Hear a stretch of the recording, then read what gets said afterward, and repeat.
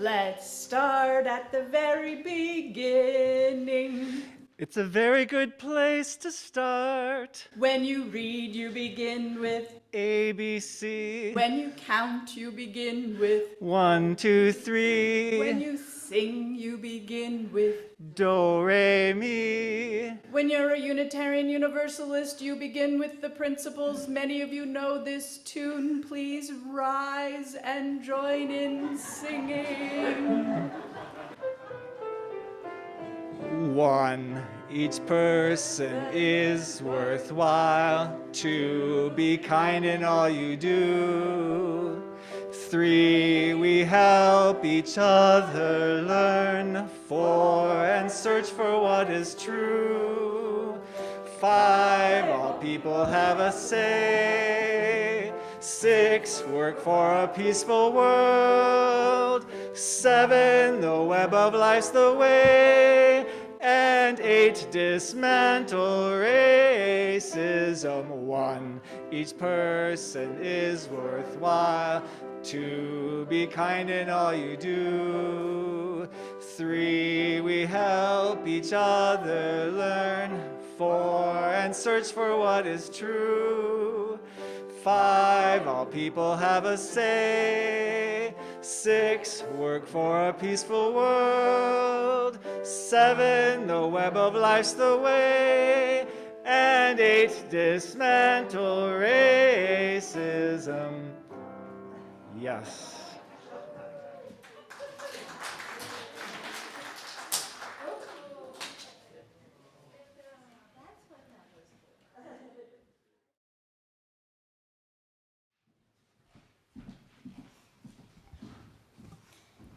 In our commitment to be in right relationship with the descendants of this area's indigenous people, we place a small basket of black acorns on our altar each week. In doing so, we acknowledge the Nisenan people are still here among us today, though nearly invisible after generations of erasure and exclusion from California's history. We understand we are on Nisenan land that was never ceded, and the original tribal families have yet to recover from the genocide of their people. As residents or visitors in Nisenan land, we support the Nevada City Rancheria Nisenan tribe in efforts to stabilize their people, as well as the campaign to restore tribal sovereignty through federal recognition.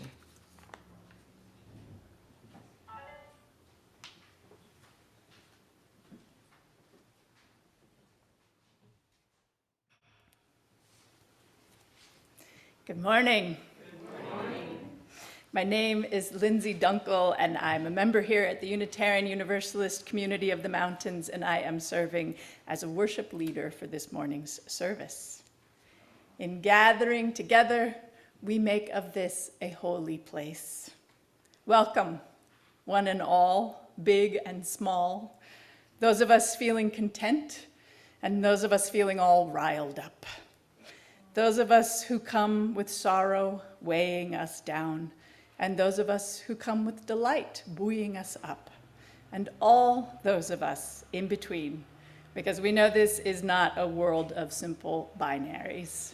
All those of us living between the binaries in any way are welcome here. This morning, we will be exploring the first principle of Unitarian Universalism, the inherent worth and dignity of every person, or, as we sang just now, each person is worthwhile. Come, let us worship together. Let us lift up our ideals, feel them around us here, and endeavor to carry them back out into the world.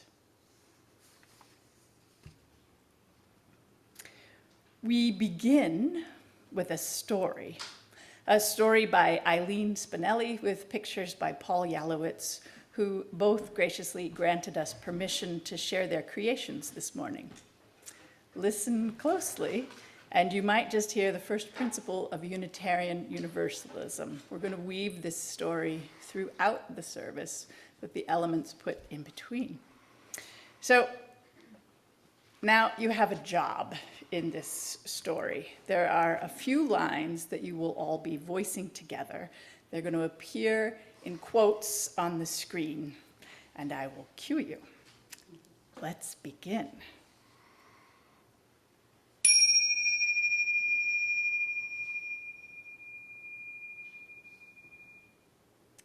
Mr. Hatch was tall and thin, and he did not smile. Every morning at 6:30 sharp, he would leave his brick house and walk 8 blocks to the shoelace factory where he worked. At lunchtime, he would sit alone in a corner, eat his cheese and mustard sandwich, and drink a cup of coffee. Sometimes he brought a prune for dessert.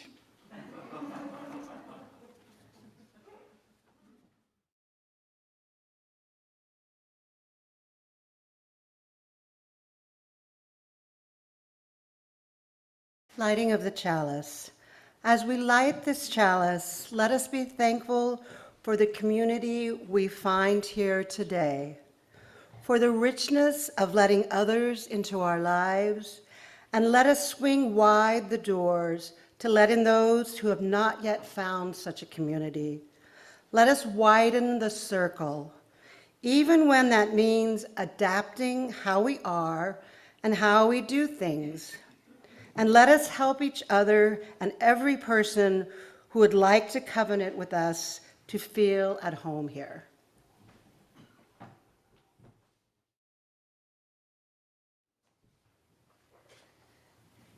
And those of you at home, I invite you to light your home chalice.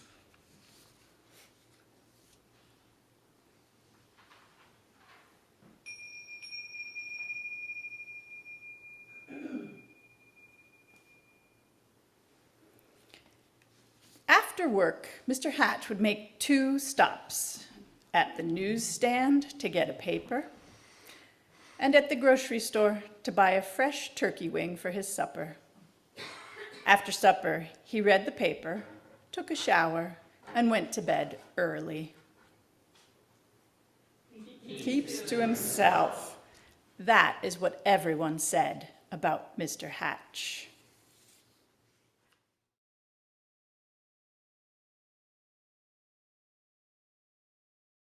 The opening words today are written by Jacaren Olaoya, a lifelong UU, a poet, writer, mixed media artist, and death and grief doula. She serves on the UUA Board of Trustees while attending Star King's School for the ministry, and she opens with a quote from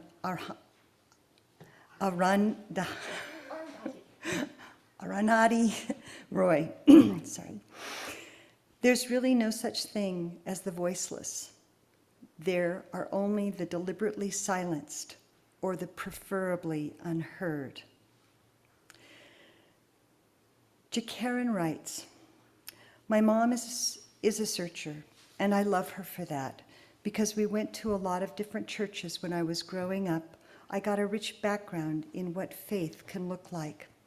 When I went to the Unitarian Universalist Church on my own, following her example, I fell in love. I knew instantly that I'd found my faith community. We Unitarian Universalists like to tell everybody that they're welcome. But I quickly realized that in order to be part of the community, I had to find a way to fit in, to not make waves about my needs. It's painful, physically and spiritually, to be silenced in an environment that encourages people to speak out against injustice. But it's something I deal with every day in my commitment to this faith community. I am not alone. The default in most of our UU churches is whiteness.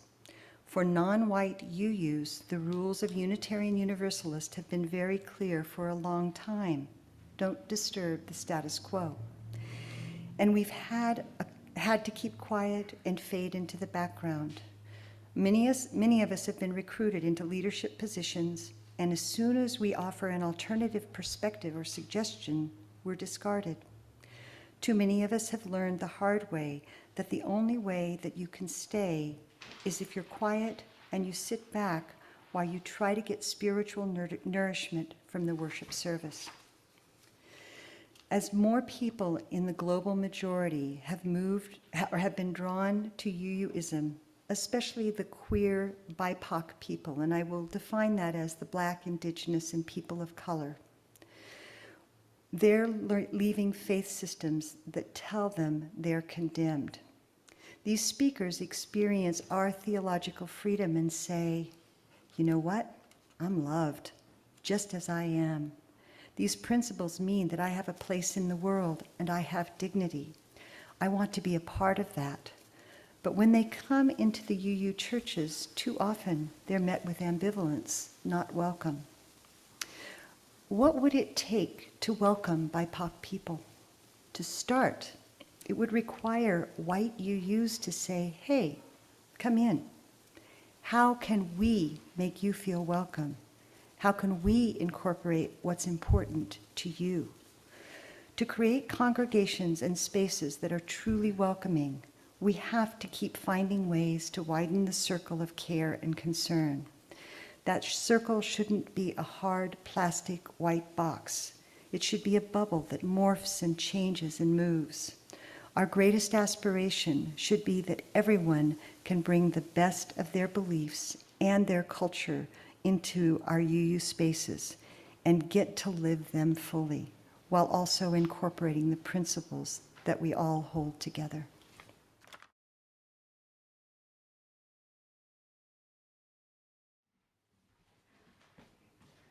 Some of you may remember this song from earlier in the year. Everybody in, everybody in, everybody into the circle, circle. Everybody, everybody, everybody, everybody, everybody into the circle, circle. And in the room we have enough space to actually do some hand movements. Feel free to adjust your location. Everybody in, everybody in, everybody into the circle, circle. Everybody, everybody, everybody, everybody, everybody into the circle, circle. One more time. Everybody in, everybody in, everybody into the circle, circle. Everybody, everybody, everybody, everybody, everybody into the circle, circle. Oh, actually, it was just starting to pick up momentum. One more time. Everybody in, everybody in, everybody into the circle, circle. Everybody, everybody, everybody, everybody, everybody into the circle, circle.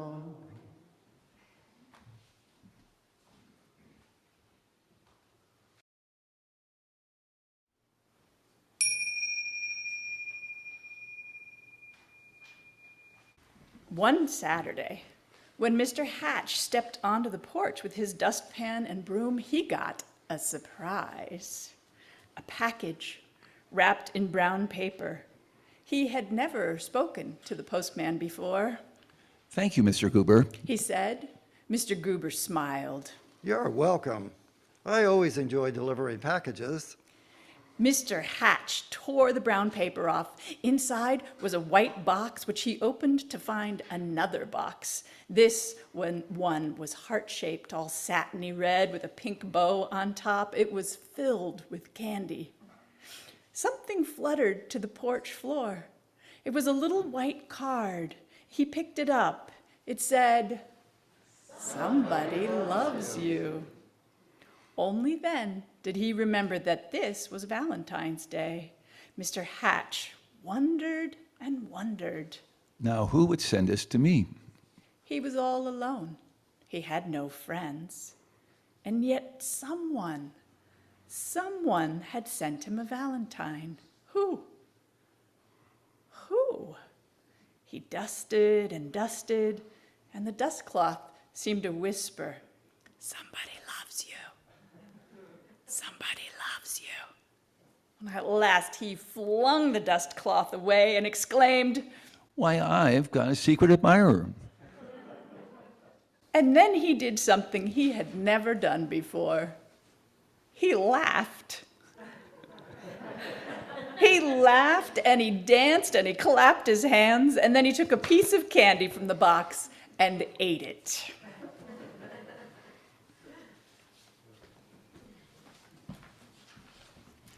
I wish that everyone could know that somebody loved them. Think of the transformative power that would bring. Were you moved to laugh or dance or clap your hands this week, maybe all three? Or did you find yourself weighed down by burdens and sorrow? Likely some of each, joy and sorrow. Our joys are magnified when we can share them in community, and our burdens are lightened, our suffering lifted a bit through caring connection. If you were particularly moved this week, I invite you to come forward and place a stone into this bowl of water, symbolizing both the way in which a community holds these joys and sorrows of its members and gatherers, and how these ripple out to touch us all. Those of you on Zoom may write them in the chat to be shared that way.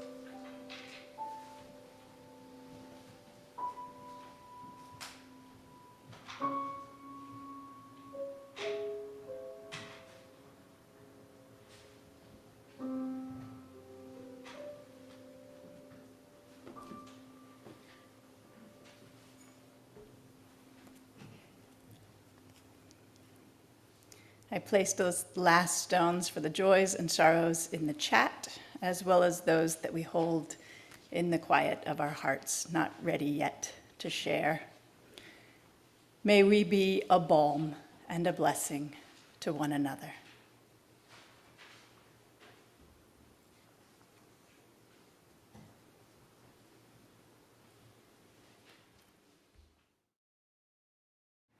We left Mr. Hatch laughing and dancing after giving up dusting.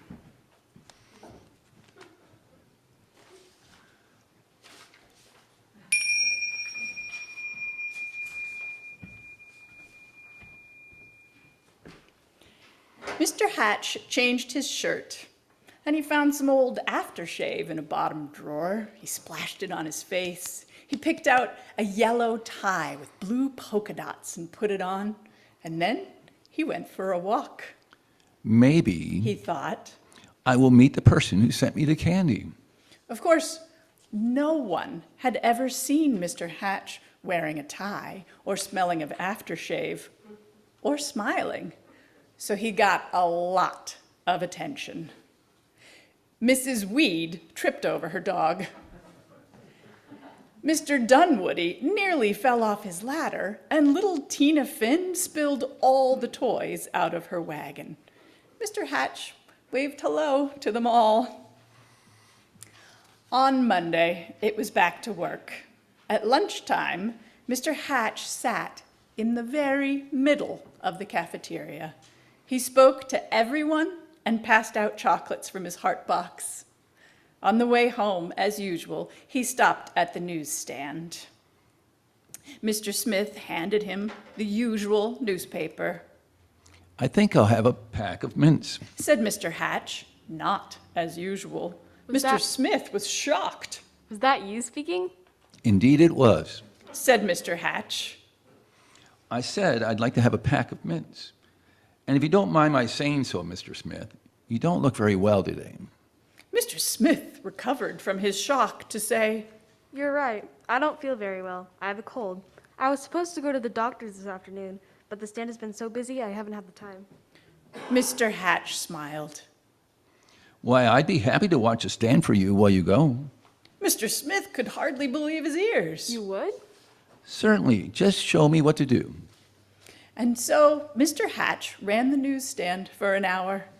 He wondered if any of the people who stopped to buy a paper or a magazine or a candy bar had sent him the mysterious Valentine. When Mr. Smith returned, Mr. Hatch made his usual stop at the grocery store. I'm a little tired of turkey wings. He told Mr. Todd. I think I'll have a nice fresh slice of ham. Mr. Todd weighed the meat and wrapped it. You look worried. Said Mr. Hatch. I am. Said Mr. Todd. My little girl is late. She hasn't come home from school yet, and I can't go and look for her until my wife comes. Goodness, why didn't you say so? Said Mr. Hatch. I will go look for her. And so he walked to the school and found little Melanie Todd by the swings and brought her home.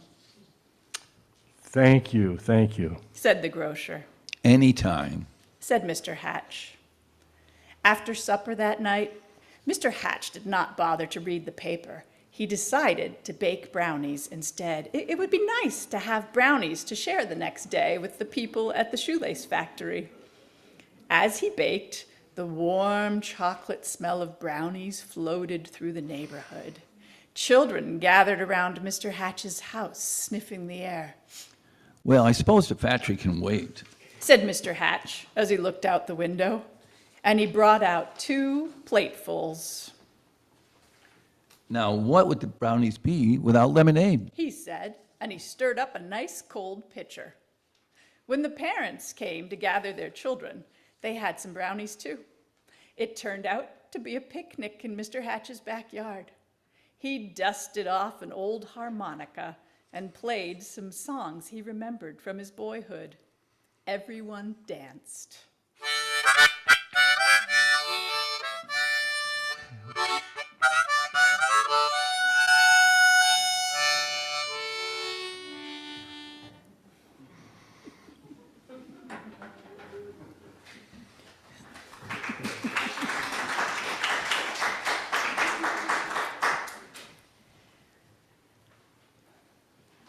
like Mr. Hatch, many here have discovered the joy of being of service in a community.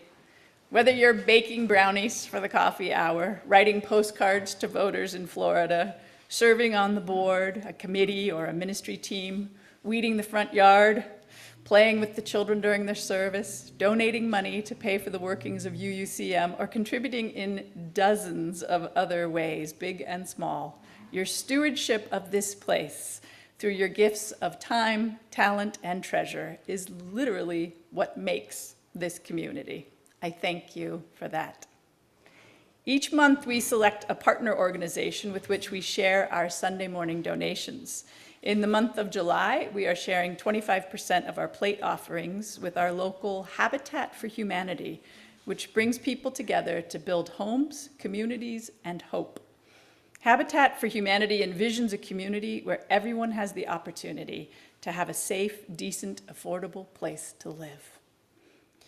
For those in the room, you may place your cash donations in the white envelope if you prefer 100% of it to go to Habitat for Humanity, and otherwise 25% will go. Please listen for the ways to give online as the ushers pass the baskets in the room.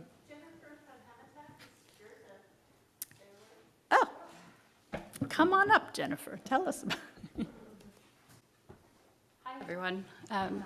Thank you so much for your time today. I've never stood at one of these, so. Anyway, well, I'm Jennifer, and I'm here from Nevada County Habitat for Humanity. First and foremost, thank you for the opportunity to speak to you guys today. We've just shared with you our mission and what we believe in. At the end of the day, I just want to kind of give you a high level of what our organization does here locally.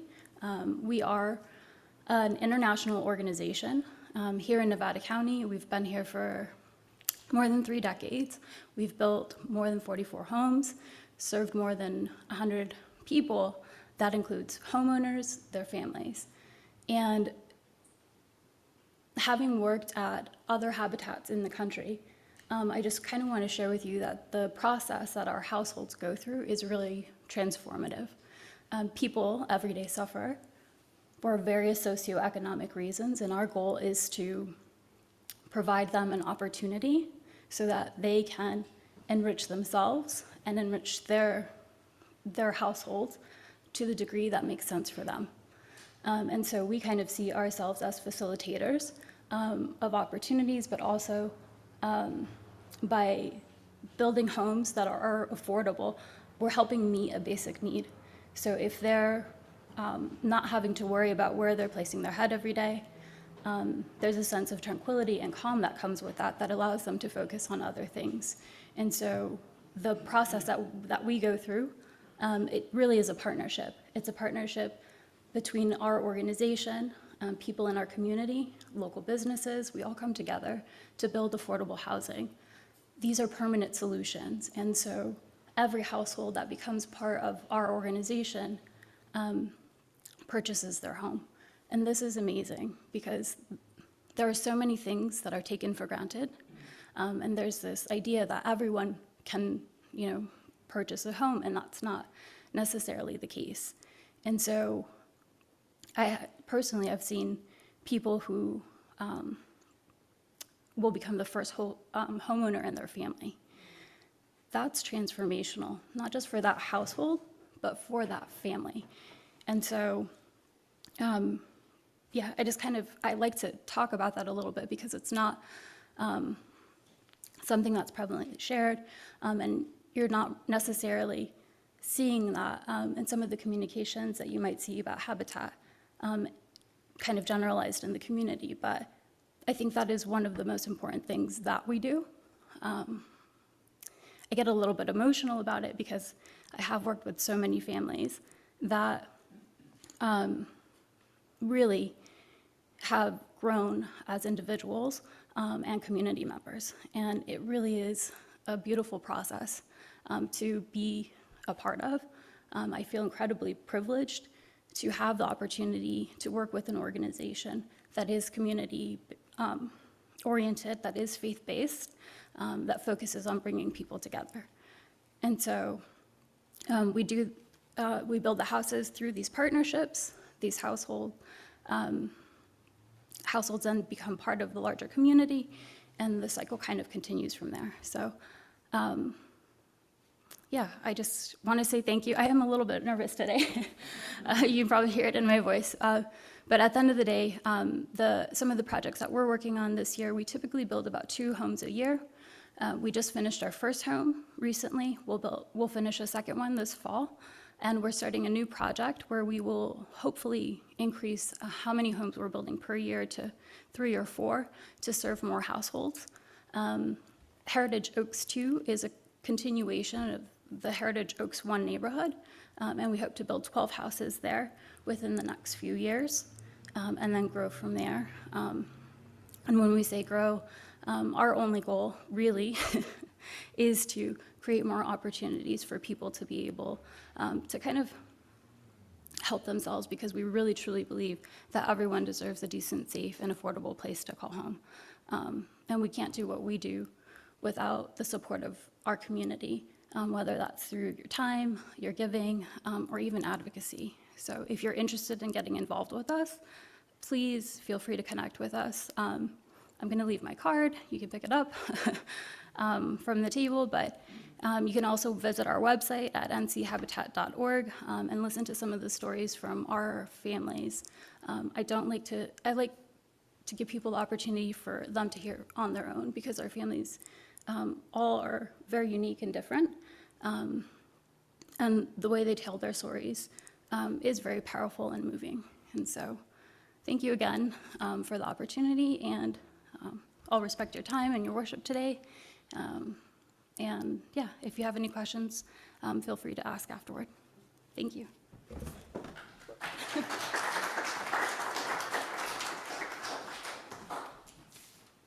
Thank you, Jennifer. I know some of the families who have been transformed by being able to move into, help create and then move into a Habitat house. So, Your generosity remains essential to our ability to sustain the work of our community. There are several ways to contribute. You may text an amount to 833-579-0483, give via our website at uugrassvalley.org, via PayPal at paypal.me/UUCM, or mail to UUCM 246 South Church Street, Grass Valley, California, 95945. Thank you.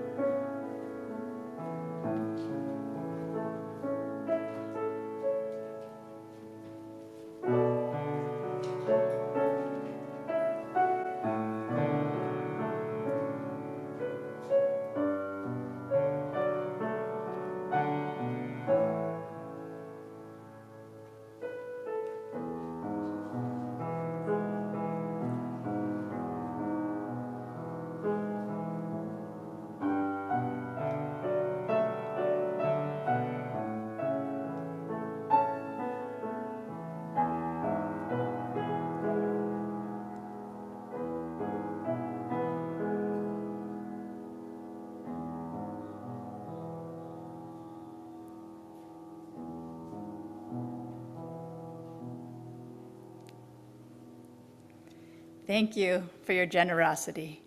We dedicate this morning's offering to the ideal of beloved community, which we are working to build every day, in which the inherent worth and dignity of every person is recognized.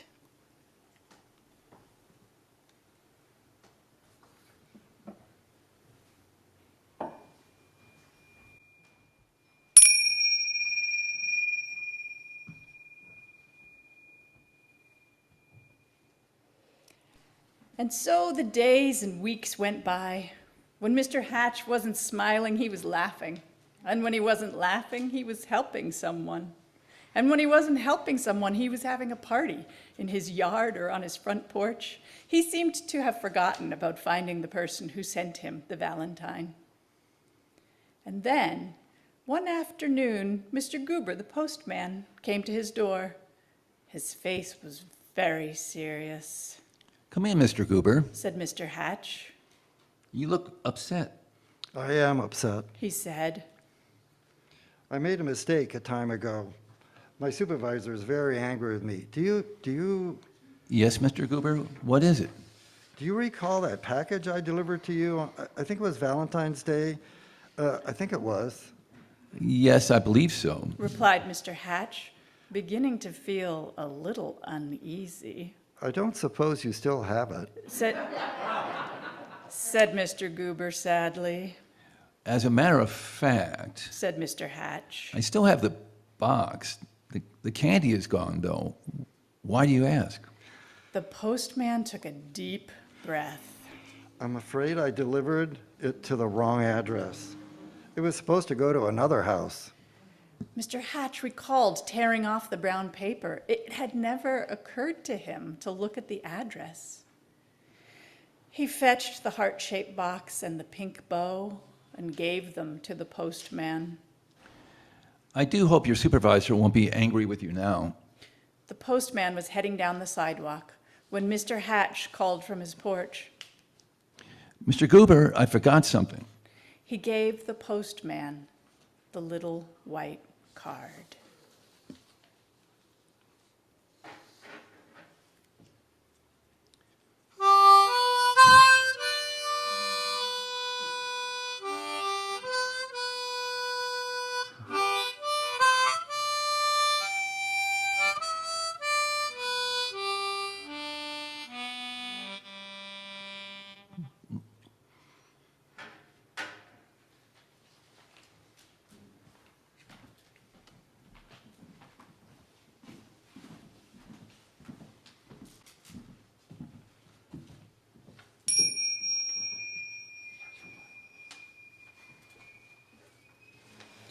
Alone in his living room, Mr. Hatch sighed. Nobody loved me after all. Then he read the paper, took his shower, and went to bed early. The next morning at 6:30 sharp, Mr. Hatch left his brick house and walked 8 blocks to the shoelace factory. At lunchtime, he sat in the corner by himself, ate his cheese and mustard sandwich, and drank a cup of coffee. After work, he stopped at the newsstand for his paper, but he did not speak to Mr. Smith. And when he ordered his turkey wing from Mr. Todd, he did not smile. Nor did he pat little Melanie Todd on the head, or bake brownies, or have picnics or parties, or play his old harmonica anymore. Everyone whispered, "What is wrong with Mr. Hatch?" Mr. Goober, the postman, told them. We love Mr. Hatch, Insisted Mr. and Mrs. Dunwoody. He gave us flowers for our garden and helped to mend our back fence. Mrs. Weed nodded. I love him too. He saved his bones for my dog, Ruffy. Ruffy barked. She loved Mr. Hatch too. Mr. Smith told everyone how Mr. Hatch had watched his newsstand so he could visit the doctor. And Mr. Todd told everyone how Mr. Hatch had found his little girl. All the children in the neighborhood remembered Mr. Hatch's wonderful brownies and lemonade, and most of all, his laughter. Poor Mr. Hatch, they said. What can we do?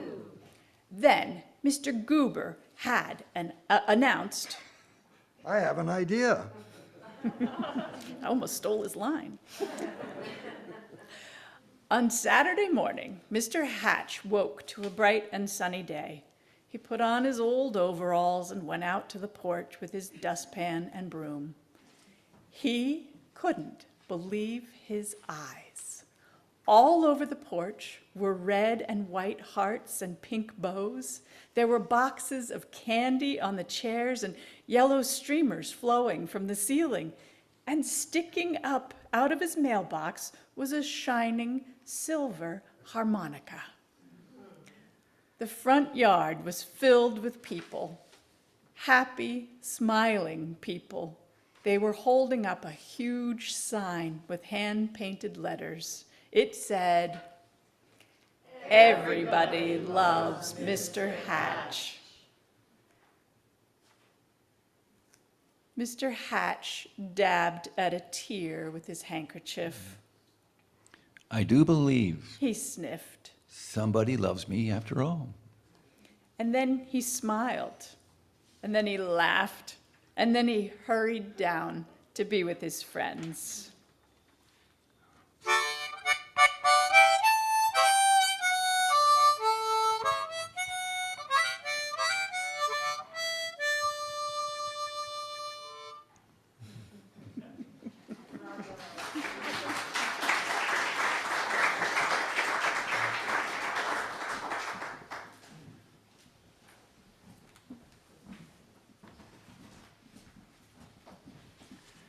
You know it now. Everybody in, everybody in, everybody into the circle, circle. Everybody, everybody, everybody, everybody, everybody into the circle, circle. One more time. Everybody in, everybody in. Everybody into the circle, circle. Everybody, everybody, everybody, everybody, everybody into the circle, circle.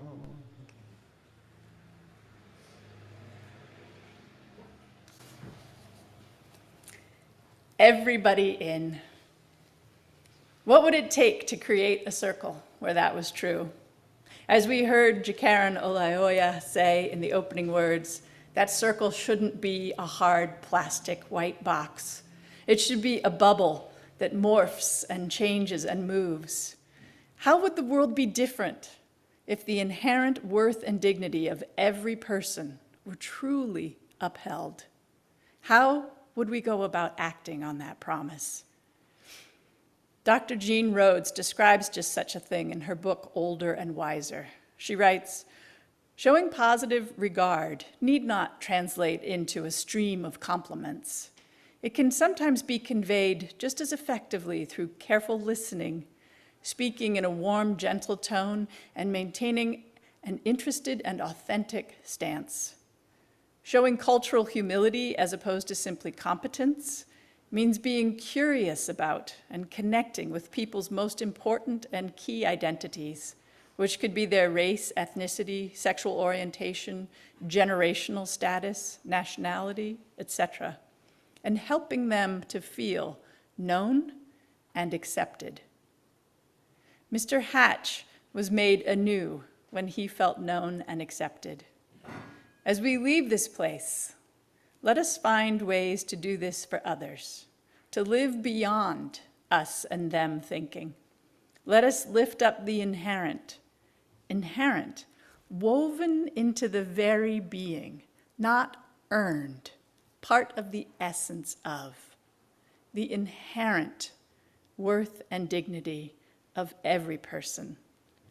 Let us keep working to transform the world with our acts of radical hospitality. Let us carry the flame of peace and love until we meet again. So many thank yous this morning to all of the people who made the story come alive, to the people who made it possible to see it all on Zoom, to hear it in the room, to those who were welcoming, those who were playing music. Special thanks to Andy for the harmonica. To all the people that make a Sunday service possible, thank you.